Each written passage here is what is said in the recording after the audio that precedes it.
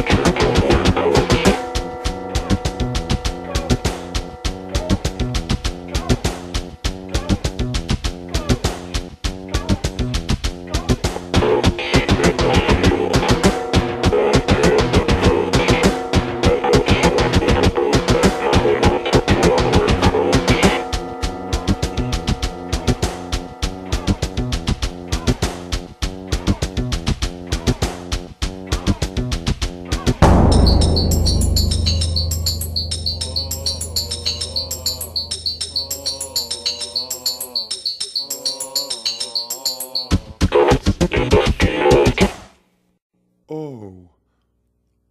Oh. Oh. Oh.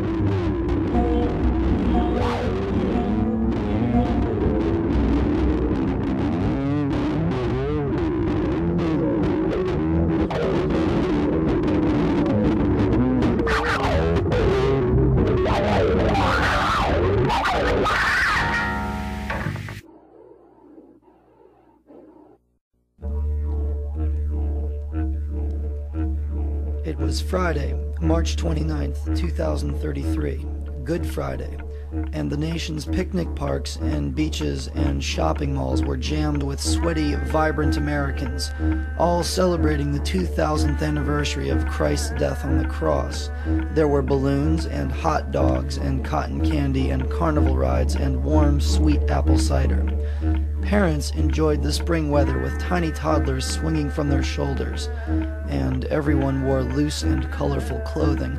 In Washington, D.C., the president, an enormous lumbering man, ravaged by various degenerative skin diseases, paced circles into the maroon carpet of the Oval Office. Vice President Friend the Robot sat nearby, silent, watching, tapping his metal fingers on the presidential coffee table. Earlier, the president had spent most of the morning in the men's room passing sperm and snorting a fine white powder which he thought was drugs, but which later turned out to be ground-up human skull. Now, the tension in the forehead was forcing tiny beads of sweat out of his pale white scalp and down the back of his neck. His hands wobbled in his pockets. Bird, whose name is Sasha. At precisely 5 o'clock, the sound of tolling bells spilled across the White House lawn and in through the open window. The president spun sharply on his heels, and Friend tilted his head slightly and began to rise from his seat. Outside, they could hear the sound of a seething, expectant, happy nation. The president shot a glance towards Friend's sidearm, holstered to his hip, and, for a brief moment, felt he was going to vomit and crash into the floor. The curtains drew in a tiny breeze from the west, and Friend ushered him towards the balcony. He walked out, slowly and deliberately, head hung low, and over towards the parapet. A special podium had been installed here just for this occasion, and weakly now he climbed its 2 wooden stairs, stopping for a moment to deliver some husky phlegm into a presidential hanky he carried at all times. Then he stood a second, eyes closed, running several thick, fat fingers through his tight and dirty hair. When he opened his eyes again, he surveyed the endless sea of fresh young faces in front of him, spilling out over the lawn and down either way on Pennsylvania Avenue. He glanced over at the vice president, now with metal fingers hovering over the side holster, ready to draw at a split second's indecision. The president grasped the microphone in front of him like an asp.